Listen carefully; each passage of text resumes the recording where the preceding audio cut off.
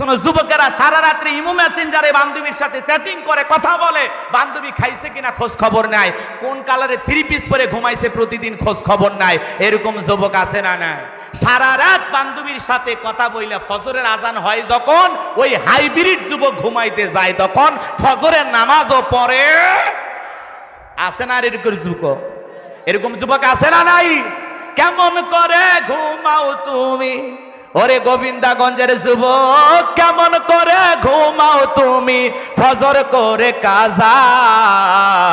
এমন তো হতে পারে ও তোমার জহরে জানাজা, এমন তো হতে পারে ও তোমার জহরে জানাজা। কথা বলে ঠিক কিনা? তাহলে যুবক পাগল হইও না, পাগল হইও না, সততা নিয়ে চলো। বউ কয়টা লাগবে? বইয়ের অভাব আছে? এক কথা বলেন, বইয়ের অভাব আছে? পাগল ছেলে কোথাকার, নিজের মোবাইলে টাকা নষ্ট করিয়া প্রেম করতেছ। একটু অপেক্ষা করো। 7টি গুণাবলী, এর মধ্যে 4 নাম্বার খালি যুবক আর যুবতীর ওয়াজ। একটু অপেক্ষা করো, পরে সাইজ করতেছি। কষ্ট হচ্ছে আপনাদের? একটা তাকবীর দেন, লিল্লাহে তাকবীর। তাহলে রাত্রি জাগরণ করে ইবাদত করবো কার? যুবকেরা রাত্রি জাগরণ করে, তবে ইবাদত কইরা না, ইউটিউব ইন্টারনেট ঘাটাঘাটি করে ইমো মেসেঞ্জারে বান্ধবীর সাথে কথা বলে না কেন? সারা রাত ইমো মেসেঞ্জারে চ্যাটিং করে বান্ধবীর সাথে, হ্যালো জান খাইছো, কি করো?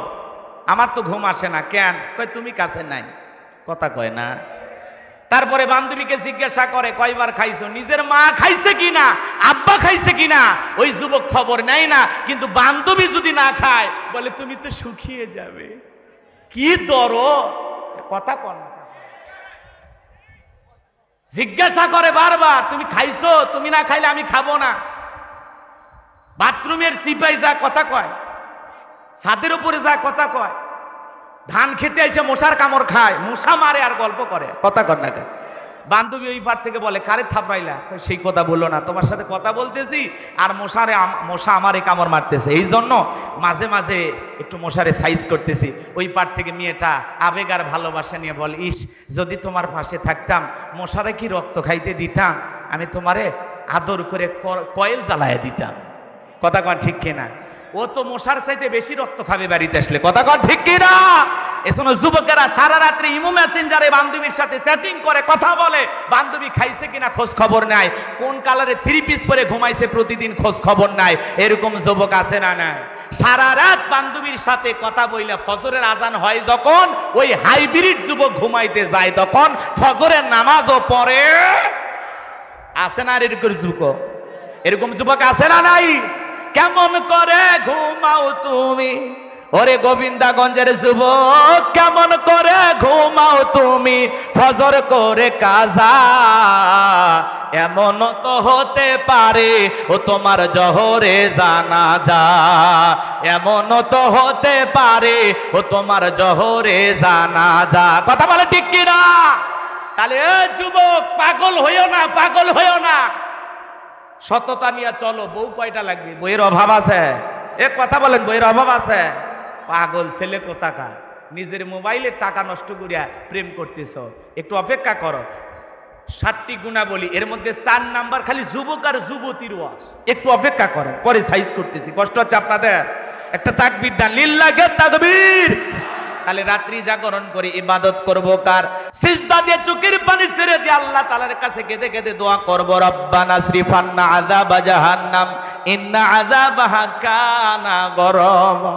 হে আমাদের রব, আমাদেরকে ওই কঠিন ভয়ঙ্কর জাহান্নামের আগুন থেকে আমাদের মুক্তি দাও।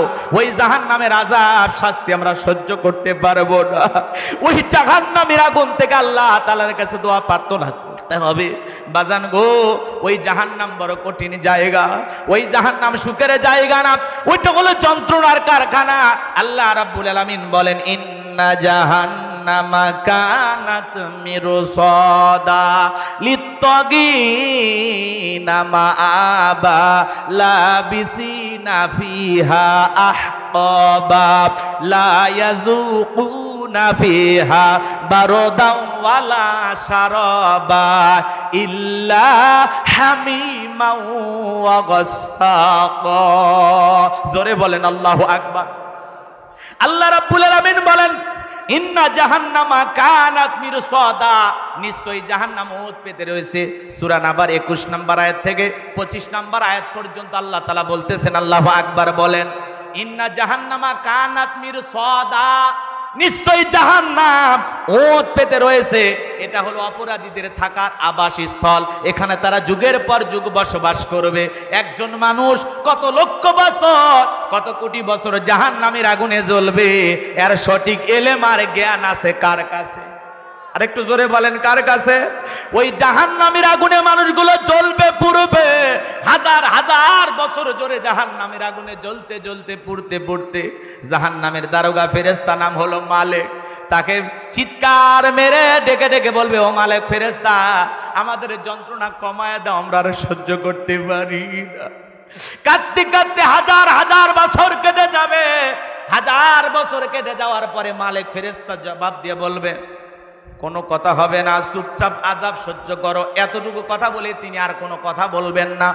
হাজার হাজার বছরের আর চিৎকার মারতে থাকবে, আর বলবে ফেরেশতাকে বলে লাভ হবে না, আমরা আমাদের মালিক আল্লাহকে ডাক দেব। জাহান্নামীরা তখন জাহান্নামের আগুন থেকে জ্বলতে পুড়তে পুড়তে আল্লাহকে ডেকে বলবে, আল্লাহ আমাদেরকে মাফ করে দাও, আমাদেরকে ক্ষমা করে দাও, আমাদের আযাব কমায় দাও, আমরা জাহান্নামের যন্ত্রণা সহ্য করতে পারতেছি না। আল্লাহ গো, এই আগুন আমাদের জন্য বড় যন্ত্রণা। হাজার বছর কেটে যাওয়ার পরে আসমানের মালিক আল্লাহ জবাব দিয়ে বলবে, এ বান্দা, কোনো কথা হবে না, চুপচাপ আযাব সহ্য করো। এই কথা যদি আল্লাহ বলে, বাঁচার আর কোনো জায়গা আছে? কথা বলে না কেন? কষ্ট হচ্ছে আপনাদের? ভালো করে বোঝার চেষ্টা করবেন, দিলটা নরম করে কথাগুলো বোঝার চেষ্টা করেন। ওই জাহান্নামের আগুন বড় কঠিন।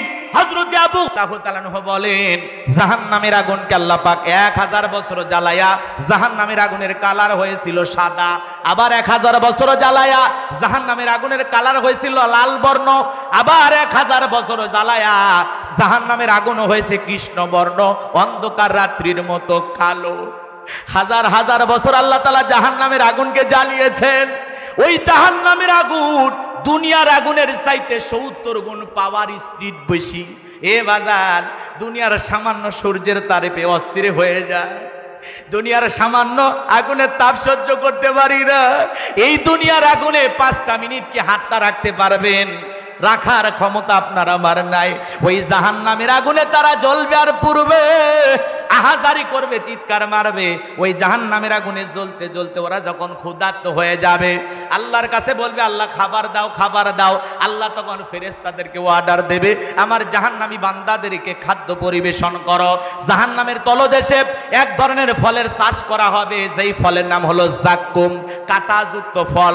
এই ফলটা যখন ফেরেশতারা জাহান্নামী বান্দাদের হাতে হাতে পরিবেশন করবে, ওই ফলটা পাওয়া মাত্রই জাহান্নামীরা খাবার মনে করে যখন গলার ভিতরে দেবে, ওই ফলটা গলার মাঝামাঝি আটকে যাবে, ভিতরেও যাবে না, বাইরে বাড়বে না।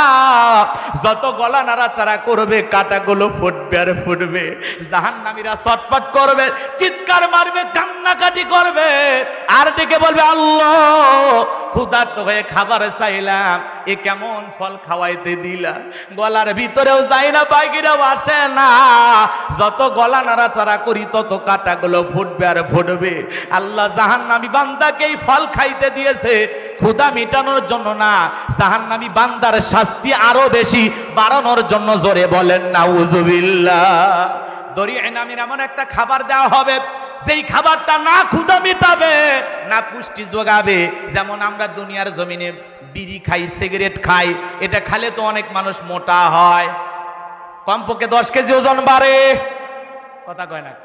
বিড়ি খাইলে অন্তত সারাদিনে ভাত খাওয়া লাগে না, হয় নাকি? ধূমপান মৃত্যু ঘটায়, ধূমপান স্ট্রোকের কারণ। এমন একটা খাবার, যে খাবারের প্যাকেটেই কি লেখা আছে, এর ক্ষতির কারণ লেখা আছে, তারপরেও জম্মের খাওয়া খায়। এমনও চাষা আছে একেবারে পুরোটা যখন ফুরে যায়, সিগারেটের তুলে থাকে, ওই তুলেটাও ভিতরে ঢুকে। কথা কয় না? এরপরেও খাওয়া ছাড়ে না। এমনও চাষ আছে খাইতে খাইতে 2 গালসি ভিতরে ডেবে গেছে। এমনও লোক আছে বিড়ি সিগারেট খাইয়া পাঞ্জাবি পুড়ে খইসালা হয়ে গেছে। আর যদি পাঞ্জাবি খইসালা হয়, ভিতর হচ্ছে আটা সালা। কথা বলে ঠিক কি না? এ বাজান গো আমার, ওই জাহান্নামের আগুনে জ্বলতে জ্বলতে পুড়তে পুড়তে ওদেরকে যখন এই ফলটা খাইতে দেবে, গলার মাঝামাঝি আটকে যাবে, ভিতরেও যাবে না, বাহিরেও আসবে না। ওই জাহান্নামী মানুষগুলো তখন পানি পানি বলে চিৎকার মারবে, আল্লাহ আমাদেরকে পানি দাও, পানি দাও, পানি দাও। ওরা মনে করে দুনিয়াতে গলায় কিছু আটকে গেলে পানি খাইলে যেমন ভালো হয়, জাহান্নামের এই ফলটা খেয়েছে, পানি খাইলেই মনে হয় ফলটা চলে যাবে।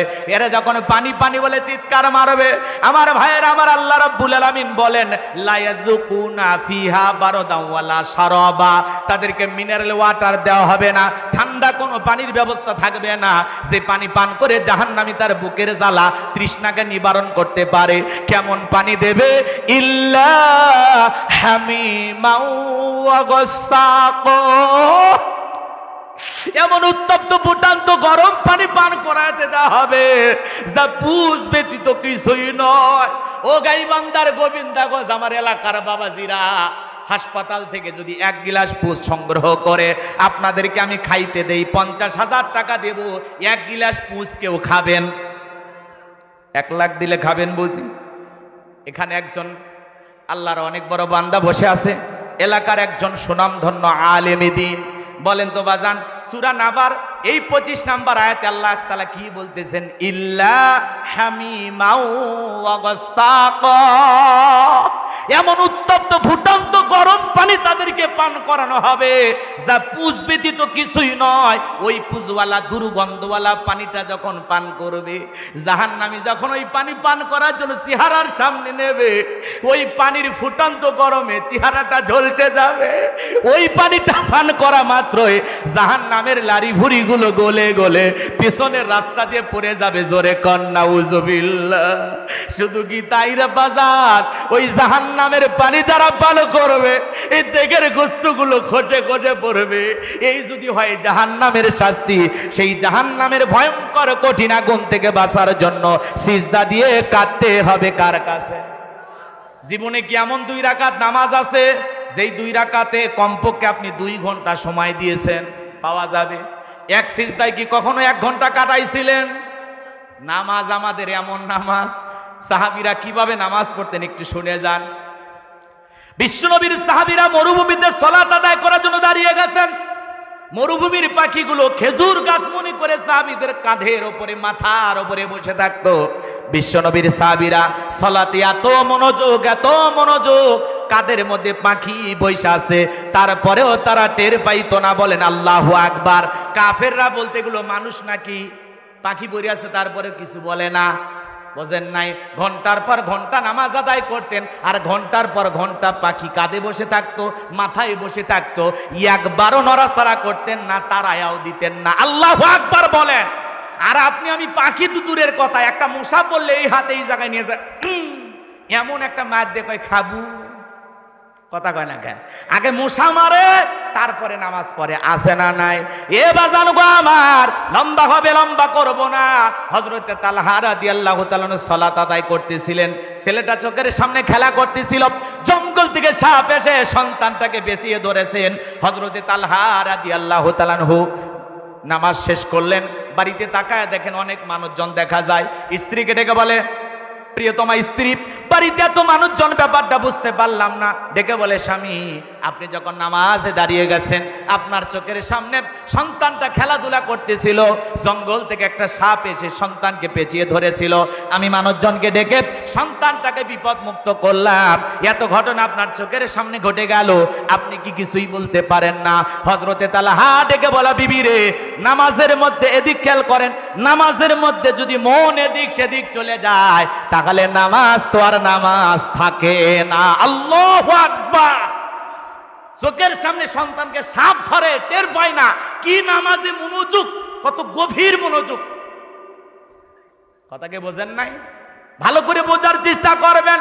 আর আপনি আমি নামাজ পড়ি আসাদ মোড়, মন চলে যায় গোবিন্দাগঞ্জে, নামাজ পড়ি গাইবান্ধা, মন চলে যায় ভারতের বর্ডারে। কথা বলেন ঠিক কিনা? নামাজের মধ্যে মন তারায়, খালি নামাজের মধ্যে মন খালি ছটফট করে, দুনিয়াবি নানান চিন্তা ভাবনা নামাজের মধ্যে মনে হয়। মাঝে মাঝে নামাজ পড়তে দুনিয়াবি এত কথা মনে হয়। নামাজ 2 রাকাত চলতেছে না 3 রাকাত চলতেছে, মনে থাকে না। হচ্ছে আপনাদের বুঝি? এ বাজান মন খারাপ করতেছেন। নামাজ নামাজের মতো আদায় করা লাগবে। সাহাবা ইকরাম কিভাবে নামাজ আদায় করতেন, এক নামাজের ওয়াজ যদি করি 2-3 দিন আলোচনা করে শেষ হবে না। এত লম্বা সময় আমার হাতে নাই, সংক্ষিপ্ত করে কথাগুলো বলে দিয়ে যাচ্ছি। একটু দয়া করে দিল দিয়ে কথাগুলো বোঝার চেষ্টা করবেন বাজান। এই যে জাহান্নাম নিয়ে কথাগুলো বললাম, বলেন তো বাজান জাহান্নামের শাস্তি কি ঘটেছে না ঘটবে? কথা কয় না। আল্লাহ তাআলা সতর্ক করে দিয়েছেন, সাবধান করে দিয়েছেন। আমি আপনাদের এলাকার সন্তান, আপনাদেরকে জাহান্নামের আযাব নিয়ে কথাগুলো শোনাইলাম সতর্ক করার জন্য, সাবধান করার জন্য।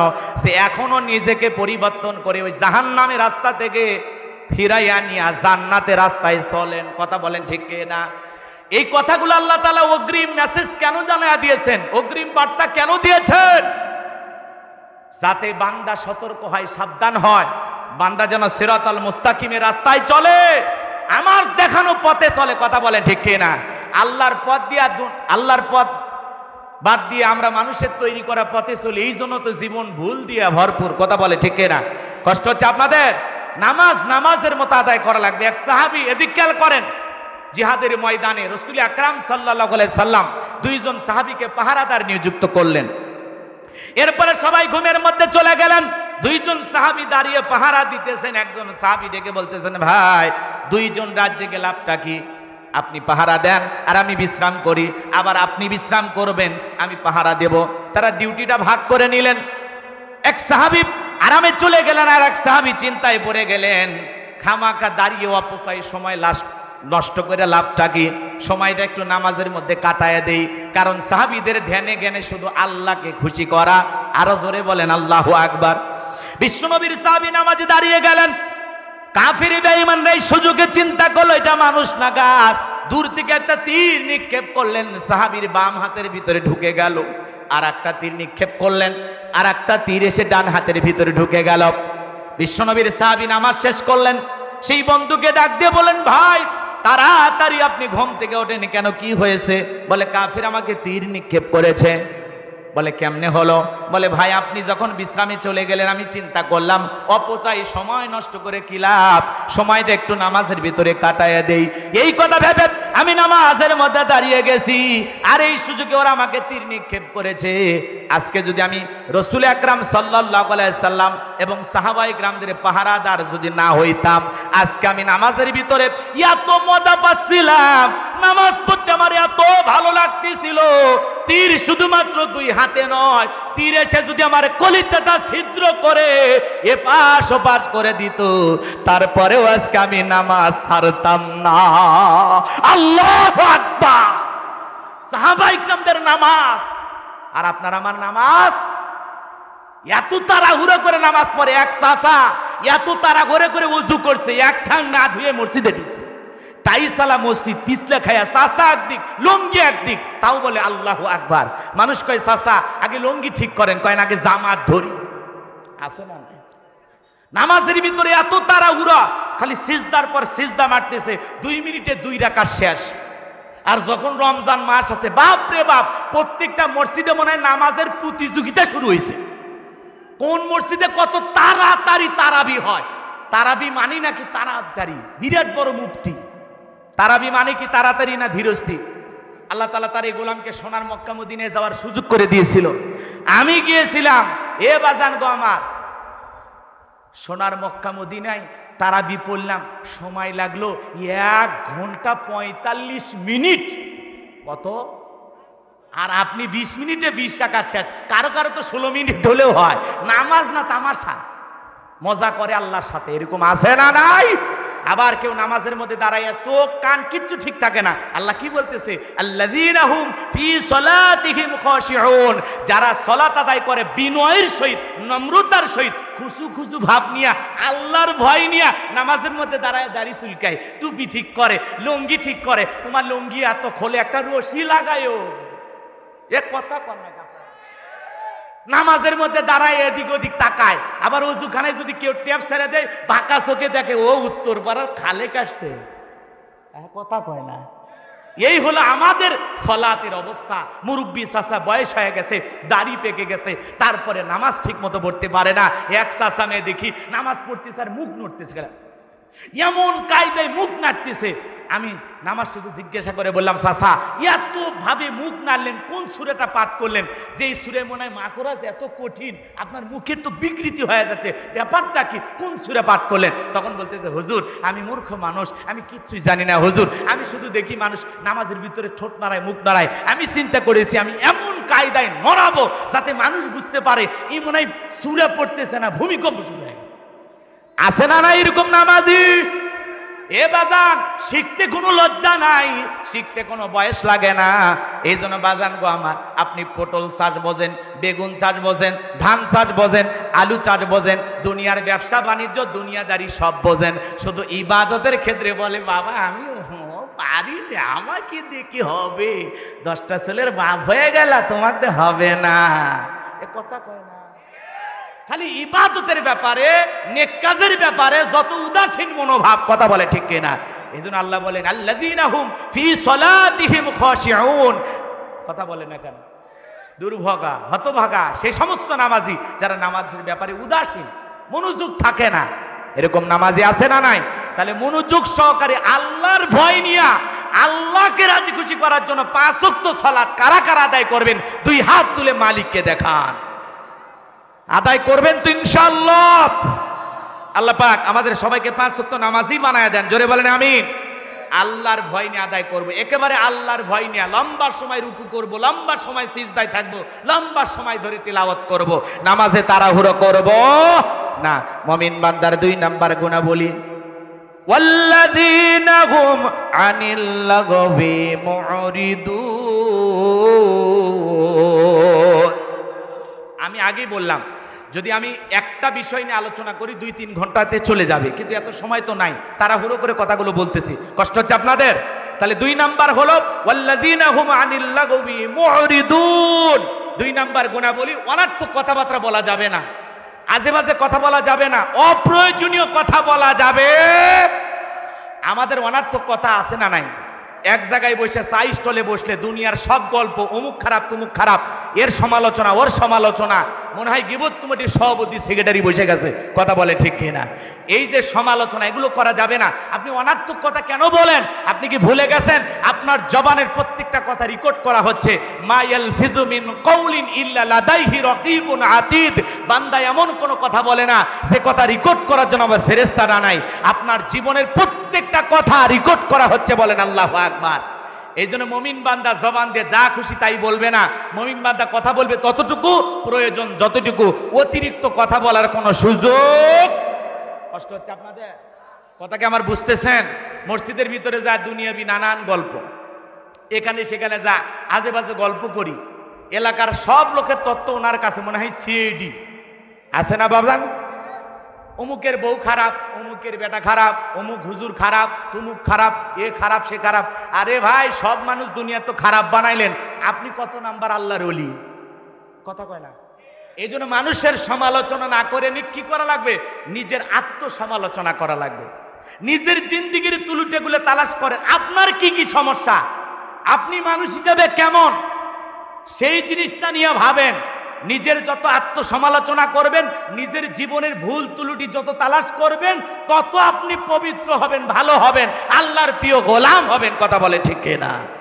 এই জন্য দোকানপাটে চা স্টলে বৈশা মানুষের সমালোচনা করা বন্ধ করব তো ইনশাআল্লাহ।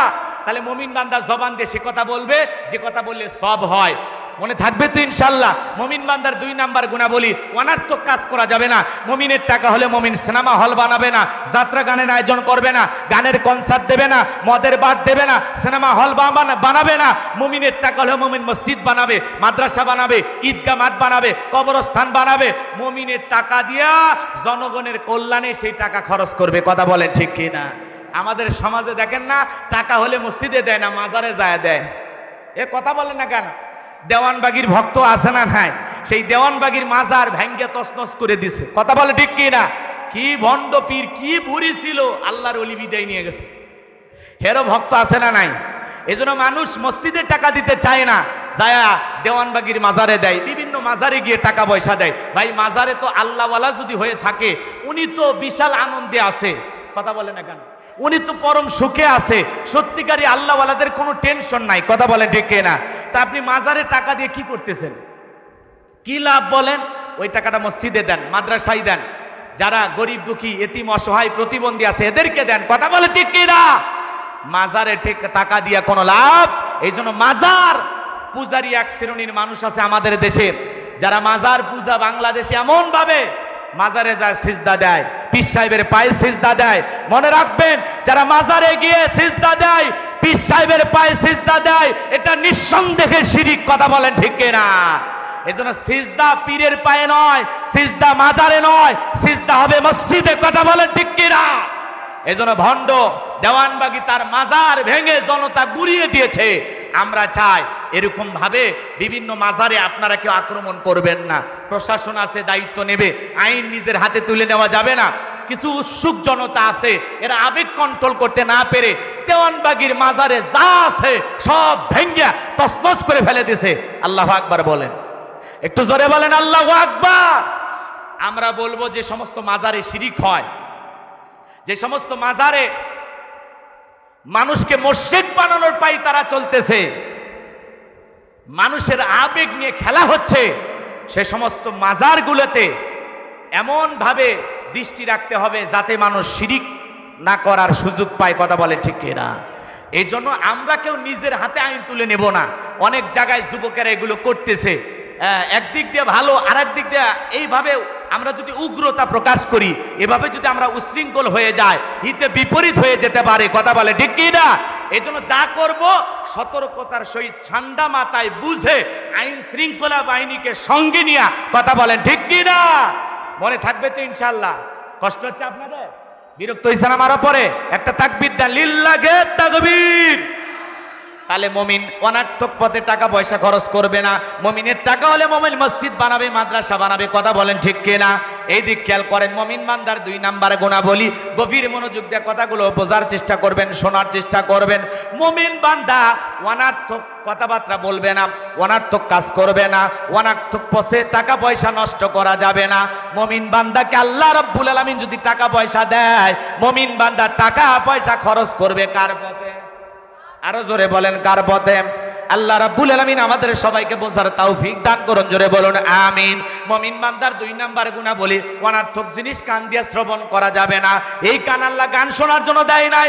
এ তরুণ যুবক, কানের ভিতর ইয়ারফোন লাগায়া তুমি গান শোনো, এরকম যুবক আছে না নাই? কয় রূপবানে নাচে কোমর দোলাইয়া, আল্লাহর ফেরেশতারা কবরে নিয়ে পিটাবে সোলাইয়া সোলাইয়া, এরকম যুবক আছে না নাই?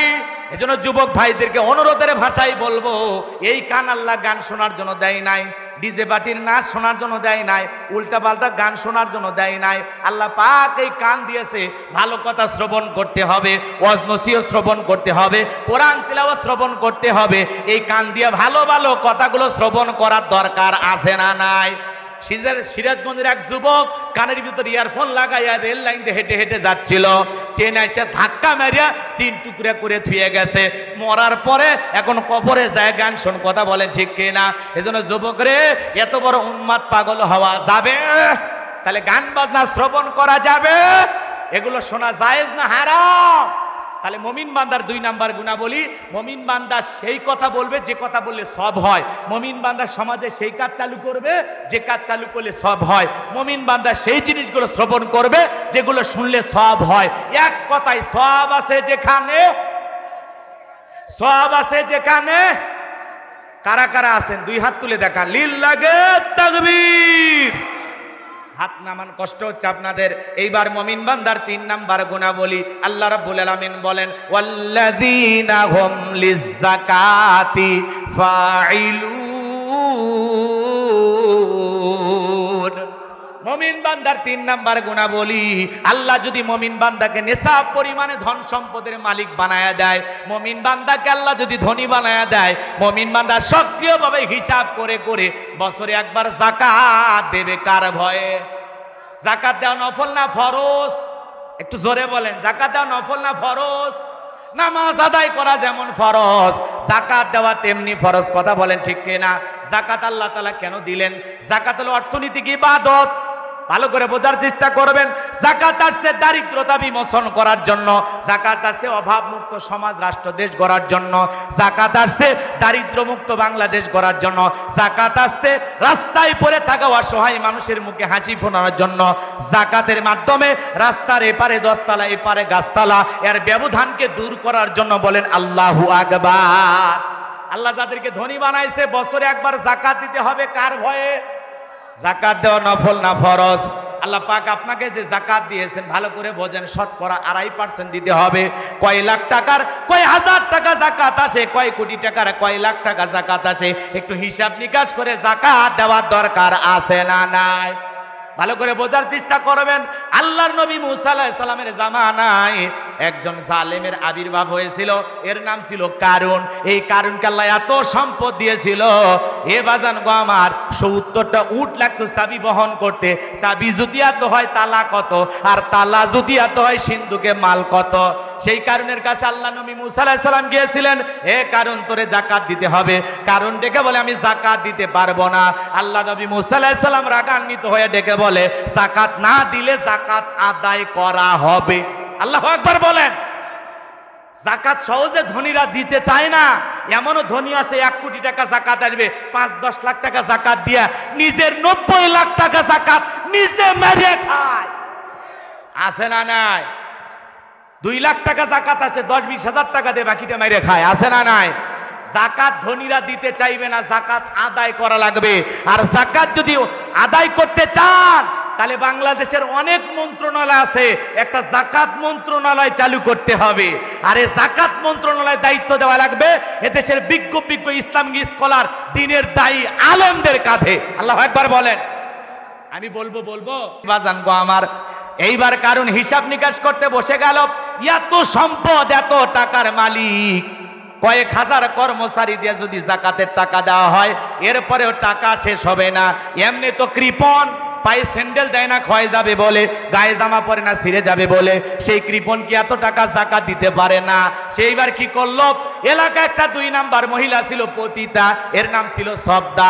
এই সবদা নামের পতিতার কাছে যা বলে, সবদারে 2 বস্তা টাকা তোরে দেব, 1 বস্তা টাকা আমি অ্যাডভান্স হিসেবে এখন দিলাম, আর 1 বস্তা টাকা তোরে সাক্ষী দেওয়ার পরে দেব। বিনিময়ে আল্লাহ নবী মুসা আলাইহিস সালাম যখন আগামী কালকে আলোচনা করবে, ওই ভরা মসজিদে দাঁড়ায়া একবার শুধু বলবি, মুসা নবী দিনের বেলায় ওয়াজ করে আর রাতের বেলা আমি সবদার সাথে রাত কাটাই। বাস এতটুকু কথা বললেই যথেষ্ট, বাকি যা করার আমি করব। যেহেতু 2 নাম্বার মহিলা রাজি হয়ে গেল, এ বাজান গো আমার, পরের দিন সকালবেলা আল্লাহ নবী মুসা আলাইহিস সালাম আলোচনা করতেছেন। ওই ভরা মসজিদে হাজার হাজার জনতা আলোচনা শুনতেছেন। মুসা আলাইহিস সালামের আলোচনা শুনে সবদার পাষাণ হৃদয় গইলা চোখ দিয়ে পানি ঝরতেছে। বলেন আল্লাহু আকবার। কারণ খালি ইশারা দিয়ে বলে সবদা দাঁড়াও। সবদা বলে আর একটু শুনি। এইবার 2 জন লোক পাঠায়া দিল, তাড়াতাড়ি করে দাঁড়াও। নেতা দাঁড়াইতে বলেছে, সবদা বলে আর একটু শুনি, বলে না শুনতে দেওয়া যাবে না। 2 জন লোক এইবার 2 হাত ধরে সবদাকে জোর করে দাঁড় করে দিলেন। যখন কারণ লাভ মেরে ডেকে বলে, এ মুসা ওয়াজ বন্ধ কর, তাকায়া দেখ 2 নাম্বার মহিলা দাঁড়াইছে। মহিলাটা 2 নাম্বার না 1 নাম্বার? আল্লাহর নবী মুসা কি জানে? এ ভাই এদিকে খেয়াল করুন, কষ্ট হচ্ছে আপনাদের? কষ্ট হচ্ছে আপনাদের? এবার মহিলা কি সাক্ষী দেয় আপনারা কি শুনবেন? কারা কারা শুনবেন? 2 হাত তুলে আল্লাহকে একবার দেখান। লিল্লাহে তাকবীর। হাত নামান। কষ্ট হচ্ছে আপনাদের? আল্লাহর দিন কায়েমের জন্য, আল্লাহর জমিনে আল্লাহর দিনকে প্রতিষ্ঠিত করার জন্য, ও গাইবান্দার মুজাহিদ তাওহীদের জনতা, আল্লাহর জমিনে আল্লাহর দিনকে প্রতিষ্ঠিত করার জন্য যদি কখনো ডাক আসে জানমাল দিয়ে হলেও কারা কারা আল্লাহর জমিনে আল্লাহর দিনকে প্রতিষ্ঠিত করতে রাজি? 2 হাত তুলে মালিককে দেখান। লিল্লাহে তাকবীর, লিল্লাহে তাকবীর। হাত টান টান করে তোলেন, 2 হাত টান করেন। আমি কি হাত নামাতে বলেছি? আচ্ছা, মাঝে মাঝে হাত বেঁকা করে তুলেছেন। 2 হাত সোজা করার শক্তি নেই। আপনি পুরুষ মানুষ, 2 ডিম ভিটামিন ক্যালসিয়াম মাঝে মাঝে কিনে খাবেন, একেবারে দুর্বল হলে চলতে পারবেন। হাত সোজা করেন, সোজা করেন। আমার আল্লাহ রাব্বুল আলামিন বলেন, ইন্নাল্লাহা আশতারা মিনাল মুমিনিনা আনফুসাহুম ওয়া আমওয়ালাহুম বিআন্না লাহুমুল জান্নাহ। সূরা তাওবার 111 নম্বর আয়াতে আল্লাহ পাক জানিয়ে দিলেন, নিশ্চয়ই মুমিন বান্দার জান মাল আমি আল্লাহ ক্রয় করে নিয়েছি, বিনিময়ে দেব জান্নাত। বলুন সুবহানাল্লাহ। তাহলে বলেন তো বাজান, আপনার আমার জীবনের মালিক কে? আপনার আমার সম্পদের মালিক কে? আল্লাহর দেয়া জীবন, আল্লাহর দেয়া সম্পদ আল্লাহর পথে খরচ করতে রাজি আছেন তো মুসলমান?